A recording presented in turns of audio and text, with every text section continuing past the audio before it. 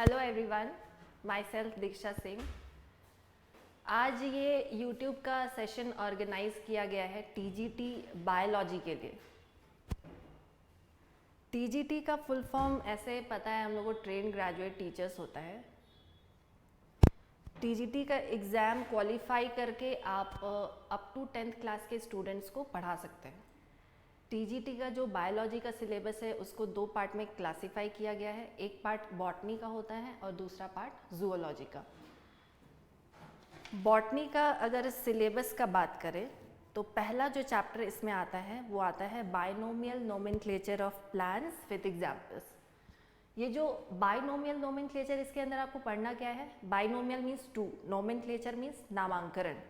तो प्लांट्स को एक नामांकरण यानी उनका नाम दिया गया। ये इसकी ज़रूरत क्यों पड़ी? क्योंकि अगर कोई भी प्लांट्स है तो उसको अलग अलग जगह पे, अलग कंट्री में, अलग स्टेट्स में अलग अलग नाम से बुलाया जाता है। तो क्योंकि साइंटिस्ट ने क्या डिसाइड किया, एक यूनिवर्सल नेम होगा जिससे अगर हम मैंगो का सपोज अगर मैंजीफेरा इंडिका बता रहे हैं तो समझ जाएंगे कि हाँ मैंगो की बात हो रही है। तो इसीलिए बाइनोमियल मैंजीफेरा इंडिका, यहाँ पे दो वर्ड्स इन्वॉल्व है, इसीलिए बाइनोमियल नोमेनक्लेचर है। इसमें बहुत सारे हम लोग एग्जाम्पल्स, क्या रूल्स रेगुलेशंस होते हैं बाइनोमियल नोमेनक्लेचर के लिए और क्या क्या एग्जाम्पल्स हैं, वो सारा हम लोग इसमें पढ़ेंगे जो भी टीजीटी के लिए रिक्वायर्ड है। नेक्स्ट है आपका cell structure of plants and function of cell organelles. Plant का सेल स्ट्रक्चर, प्लांट सेल का स्ट्रक्चर अगर आप लोग देखेंगे है तो ये यूकैरियोटिक सेल ही प्लांट, लेकिन ये एनिमल सेल से डिफरेंट किस तरह से है, इसकी क्या स्पेशलिटी होती है। जैसे सपोज प्लांट सेल में आपका सेल वॉल होता है, एनिमल सेल में वो एब्सेंट होता है। तो इस तरह से सेल प्लांट सेल का जो स्ट्रक्चर है उसमें क्या क्या प्रेजेंट होता है। जैसे बहुत सारे cell organelles, chloroplast suppose plants में ही पाया जाता है, तो ये जो क्लोरोप्लास्ट सेल ऑर्गेनल है इसका क्या क्या फंक्शन है वो सब हम लोग जानेंगे। नेक्स्ट जो आपका चैप्टर इसमें आता है वो है structure and function of DNA. DNA क्या होता है? डीऑक्सीराइबो न्यूक्लिक एसिड, एक न्यूक्लिक एसिड है ये।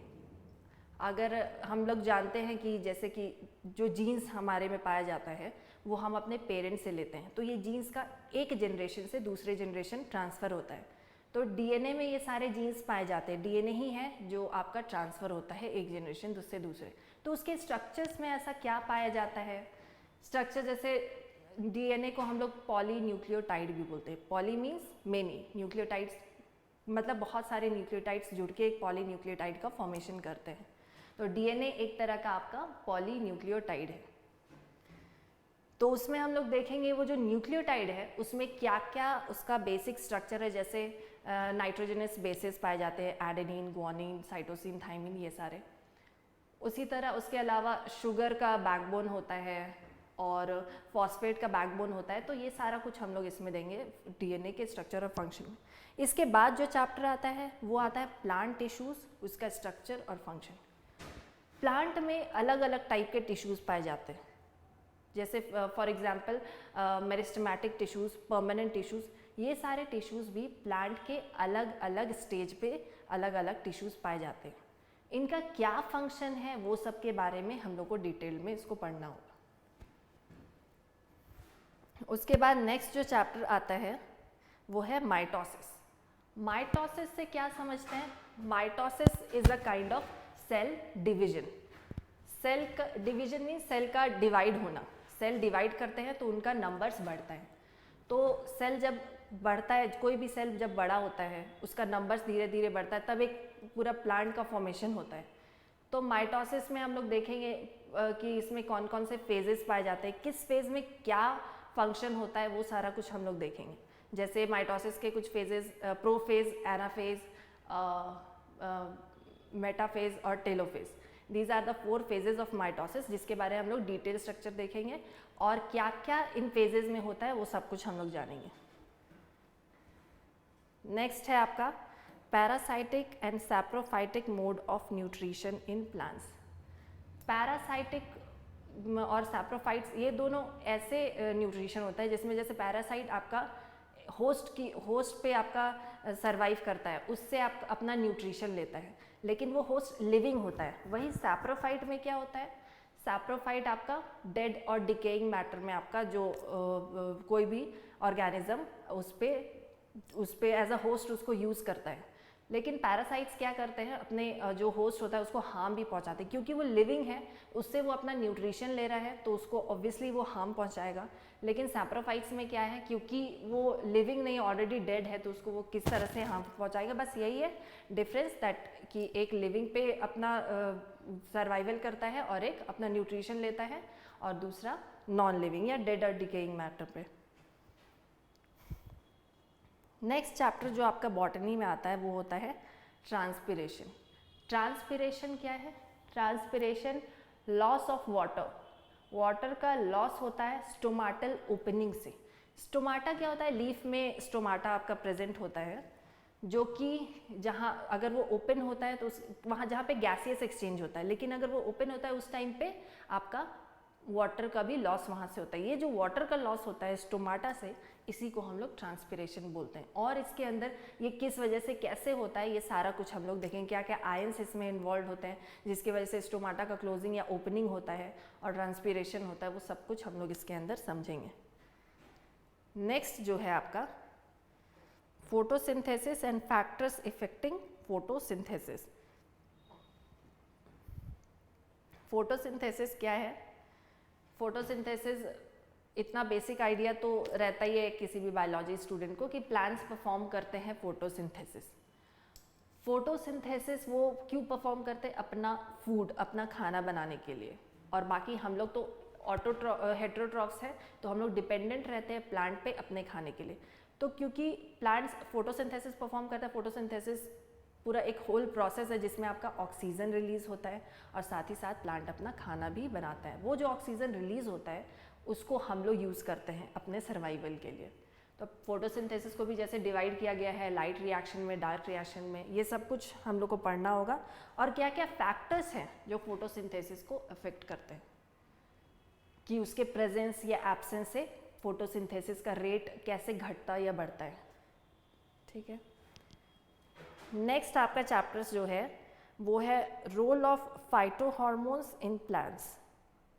फाइटोहॉर्मोन्स क्या होते हैं? Plant hormones. Phyto means plant और हार्मोन्स जो कि प्लांट पे पाए जाते हैं। फाइटोहॉर्मोन्स का रोल क्या है? वो ग्रोथ और डेवलपमेंट में हेल्प करते हैं प्लांट को। कुछ फाइटोहॉर्मोन्स के एग्जांपल्स हैं जैसे auxin, cytokinin, gibberellic acid, ethylene etcetera. ये सारे हार्मोन्स का क्या रोल है, किस तरह से ये बढ़ते घटते हैं, तो अब इनका रोल डिफर करता है। जैसे ऑक्सिन या साइटोकाइनिन कैसे रूट और शूट डेवलपमेंट में हेल्प करते हैं वो हम लोग समझेंगे। उसके बाद नेक्स्ट है आपका reproduction in plants, typical ecosystem, physical and biotic factors, food chain and energy flow. Reproduction in plants, plants का जो रिप्रोडक्शन है, रिप्रोडक्शन बहुत इंपॉर्टेंट पार्ट होता है। अगर वो नहीं हो तो आप फ्रूट जो हम लोग को मिलता है वो नहीं मिल सकता, क्योंकि फ्लावर में वो एंथर स्टिग्मा होता है जिसकी मदद से आपका रिप्रोडक्शन होता है प्लांट्स में, और फिर बाद में वो कन्वर्ट होता है फ्रूट में जिसको हम लोग खाते हैं। तो वो सारा रिप्रोडक्शन का क्या प्रोसेस है वो सब कुछ इसमें हम लोग को समझना है। इकोसिस्टम, इकोसिस्टम क्या होता है? इकोसिस्टम बायोटिक और एबायोटिक फैक्टर्स। बायोटिक जो लिविंग पार्ट होता है किसी भी इकोसिस्टम में, एक बायोटिक और एबायोटिक मतलब लिविंग और नॉन लिविंग पार्ट होता है। तो जो बायोटिक पार्ट होता है that is your living part, और abiotic factor is the non living part. और क्या है? Food chain and energy flow. Food chain कैसे एक ऑर्गेनिज्म दूसरे ऑर्गेनिज्म पे डिपेंडेंट, फिर दूसरा ऑर्गेनिज्म उस पर डिपेंड, एक चेन, फूड का एक चेन कैसे, और उसमें एनर्जी कैसे फ्लो होता है, हर 10% एनर्जी फ्लो वो वाला, वो सारा कॉन्सेप्ट इसमें समझेंगे हम लोग। इसके अलावा नेक्स्ट है आपका और लास्ट जो बॉटनी के पोर्शन में है वो है environmental pollution, air, water and sound pollution and their control. Pollution हम लोग जानते हैं एयर पॉल्यूशन में क्या क्या है, वाटर, साउंड पॉल्यूशन, ये सारा पॉल्यूशन जिस भी फैक्टर्स की वजह से होता है और उनको कैसे कंट्रोल कर सकते हैं हम लोग, वो सब कुछ आपका इसमें इन्वायरमेंटल पॉल्यूशन में आएगा। नेक्स्ट जो पार्ट 2 है वो है जूओलॉजी। जूओलॉजी में आपका जो फर्स्ट चैप्टर आता है वो है classification of animals up to class level with characters and examples. Animals को क्लासिफाई किया गया क्योंकि हमारे जो इकोसिस्टम है वहाँ पे बहुत तरह के ऑर्गेनिज्म एनिमल्स पाए जाते हैं। इन सब को एक कैटेगरी में, एनिमल के कैटेगरी में पढ़ लेना इज़ नॉट सफिशिएंट, वो सफिशिएंट नहीं है। इसीलिए हम लोग उसको कैटेगराइज करते हैं ताकि अगर हम किसी भी सपोज अगर एनिमल का कोई कैटेगरी है पॉरीफेरा, अगर हम लोग पॉरीफेरा बोल रहे हैं तो हम लोग समझ जाएंगे कि हाँ स्पॉन्जेस ये सब वो सारे पॉरीफेरा में, उनका एक कैरेक्टरिस्टिक्स होगा, ट्रिप्लोब्लास्टिक, डिप्लोप्लास्टिक, ये सारा हम लोग एनिमल्स का पहले कैरेक्टरिस्टिक समझेंगे, उसका क्या सिमेट्री होता है, किस बेसिस पे एनिमल्स को क्लासीफाई किया गया है वो समझेंगे। उसके बाद क्या क्या क्लासिफिकेशन है एनिमल्स का, जैसे कि पॉरीफेरा इज़ वन, एक फाइलम है, दूसरा आपका टीनोफेरा, प्लैटीहेलमिन्थस, ऐसे बहुत सारे, इन सब को हम लोग अच्छे से डिटेल स्टडी करेंगे और उनके अंदर कैसे कौन कौन से एनिमल्स आते हैं वो सब कुछ समझेंगे। नेक्स्ट है आपका structure and function of biomolecules like nucleic acid, protein, lipid, carbohydrates. Biomolecules में जैसे न्यूक्लिक एसिड, जैसे डीएनए के बारे में भी बताएं, डीएनए आपका क्या है, न्यूक्लिक एसिड है। न्यूक्लिक एसिड क्या होता है, न्यूक्लियोटाइड से, पॉलीन्यूक्लियोटाइड होता है, उसमें बहुत सारे न्यूक्लियोटाइड एक दूसरे से जुड़ते हैं तो एक न्यूक्लिक एसिड का फॉर्मेशन करते हैं। तो इसमें हम लोग बेसिक स्ट्रक्चर पढ़ेंगे कि न्यूक्लिक एसिड आपका किससे बना होता है। जैसे न्यूक्लिक एसिड का एक बेसिक स्ट्रक्चर न्यूक्लियोटाइड होता है, न्यूक्लियोटाइड से भी छोटा न्यूक्लियोसाइड्स, तो उसमें क्या क्या इंक्लूडेड होते हैं, जैसे शुगर्स होते हैं, नाइट्रोजनस बेसिस होते हैं, फॉस्फेट ग्रुप होता है, ये सब मिलके कैसे एक न्यूक्लिक एसिड का फॉर्मेशन करते हैं वो सब कुछ देखेंगे। उसके बाद प्रोटीन्स, प्रोटीन्स आपका बेसिक यूनिट क्या है उसका, amino acids. Total 20 amino acids होते हैं जो मिलकर एक प्रोटीन का स्ट्रक्चर का फॉर्मेशन करते हैं। तो ये अमाइनो एसिड्स कौन कौन से हैं और वो कैसे जुड़ते हैं, एसिडिक अमाइनो एसिड, बेसिक, उनकी भी कैटेगरी क्या क्या है और वो कैसे जुड़ते हैं, कौन सा बॉन्ड का फॉर्मेशन होता है, तब जाके एक प्रोटीन का फॉर्मेशन होता है, वो सारा कुछ हम लोग इसमें समझेंगे। वैसे ही लिपिड्स और कार्बोहाइड्रेट्स के बारे में भी समझेंगे। लिपिड्स आपका उसका फंक्शनल बेसिक यूनिट हो गया फैटी एसिड्स, और कार्बोहाइड्रेट्स का शुगर्स, सैकराइड्स, ये उसका बेसिक यूनिट हो गया जिसको जो एक दूसरे से जुड़ते हैं और एक ये बायोमॉलिक्यूल्स का फॉर्मेशन होता है। नेक्स्ट चैप्टर जो जूलॉजी में है वो है mechanism of animal cell division, replication, transcription and translation in prokaryotes and eukaryotes.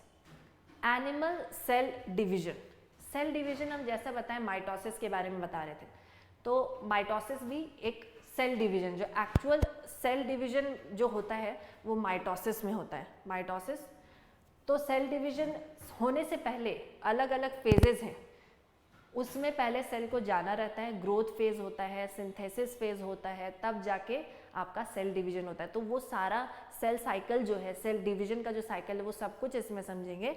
और उसके बाद रेप्लिकेशन, जैसे डीएनए अगर दो सेल डिवाइड कर रहा है तो उसमें डीएनए जो है, डीएनए क्योंकि इंपॉर्टेंट, वही एक जनरेशन से दूसरे जनरेशन पास होता है तो उसका भी डिवीजन इंपॉर्टेंट है। तो डीएनए का रेप्लिकेशन होना बहुत ज़रूरी है। वो रेप्लिकेशन कैसे रेप्लिकेट करता है, किस फेज में रेप्लिकेट करता है, ये समझेंगे। ट्रांसक्रिप्शन क्या होता है, ट्रांसक्रिप्शन आपका डीएनए से आरएनए जो बनता है उसको हम लोग ट्रांसक्रिप्शन बोलते हैं। हम लोग में जो जीन्स पाए जाते हैं हमारे डीएनए में, उनका एक्सप्रेशन होना ज़रूरी है। मतलब जीन्स तो आ तो गए, एक जनरेशन से दूसरी जनरेशन पास हो गया, लेकिन उसके एक्सप्रेशन के लिए क्या होता है, तो एक्सप्रेशन के लिए आपका ट्रांसक्रिप्शन और ट्रांसलेशन है जो उसको एक्सप्रेस करने में हेल्प करता है। ट्रांसक्रिप्शन आपका डीएनए से आरएनए बनना हुआ, आरएनए से जब प्रोटीन बनता है, जो एक्चुअली वो प्रोटीन ही एक्सप्रेस होता है हमारे बॉडी में, वो यही है आपका जीन्स का एक्सप्रेशन। ठीक है, इन सबको हम लोग डिटेल पढ़ेंगे कि इसमें क्या क्या फैक्टर्स प्रेजेंट होते हैं जो कि रिस्पॉन्सिबल है आपका एक्सप्रेशन के लिए।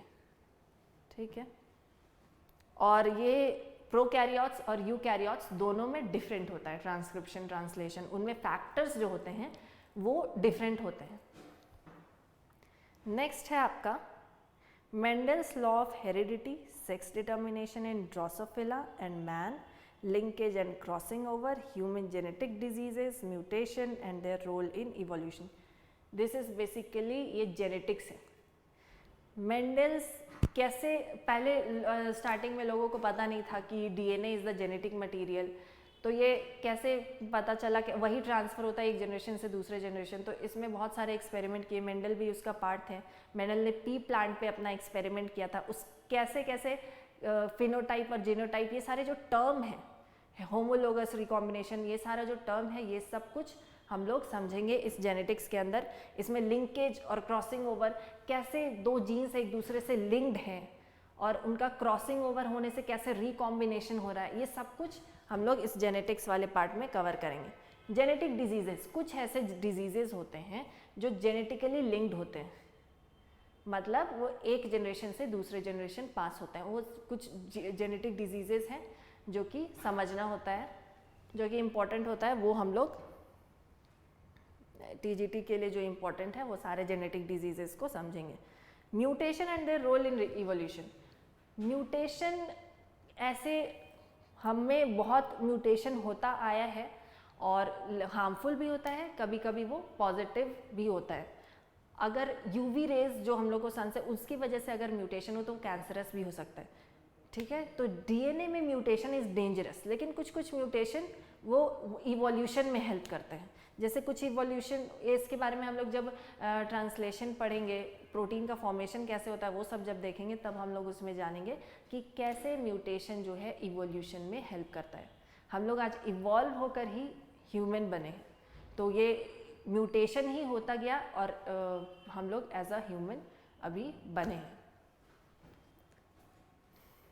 नेक्स्ट जो आता है आपका physiology of digestion, circulation and excretion in mammals. Animals का डाइजेशन, हम लोगों का जो मेटाबॉलिक प्रोसेस है उसका एक पार्ट है डाइजेशन। डाइजेशन में जो वेस्ट मटेरियल होता है वो उसको रिलीज़ किया जाता है। सर्कुलेशन, ब्लड का सर्कुलेशन होता है, तभी ट्रांसपोर्ट होता है आपका मटेरियल एक जगह से दूसरे जगह। वो हम लोग समझेंगे कि कैसे सर्कुलेशन होता है। एक्सक्रीशन कैसे होता है वो सब भी देखेंगे हम लोग इसमें। मतलब बेसिकली इस चैप्टर में आप लोग को समझना है कि हमारे बॉडी का जो मेटाबॉलिक प्रोसेस है वो कैसे होता है। वो नॉर्मल फंक्शनिंग होगा तभी हम लोग सरवाइव कर सकते हैं। वो हमारे ग्रोथ और डेवलपमेंट के लिए बहुत ज़रूरी है। जैसे कि प्लांट में उनका अपना फोटोसिंथेसिस एक प्रोसेस हो गया, उसमें आपके जैसे फाइटो हार्मोन्स इन्वॉल्व है, उसी तरह हमारे बॉडी में ये सारे जो प्रोसेस है उसमें कैसे क्या चीज़ें इन्वॉल्व है वो सब कुछ हम लोग इसमें समझेंगे।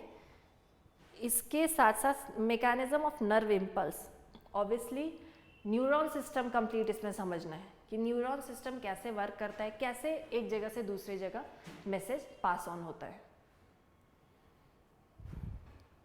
नेक्स्ट है आपका endocrine glands and their hormones with special reference to reproduction.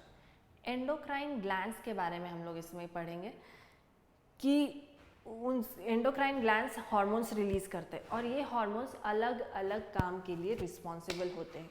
इन सारे, वैसे ही आपके एक्सोक्राइन ग्लैंड्स भी होते हैं, उनमें भी वो एंडोक्राइन ग्लैंड्स और एक्सोक्राइन में ये डिफरेंस है कि एंडोक्राइन आपका हार्मोन्स रिलीज़ करता है और वो अलग अलग फंक्शन परफॉर्म करता है।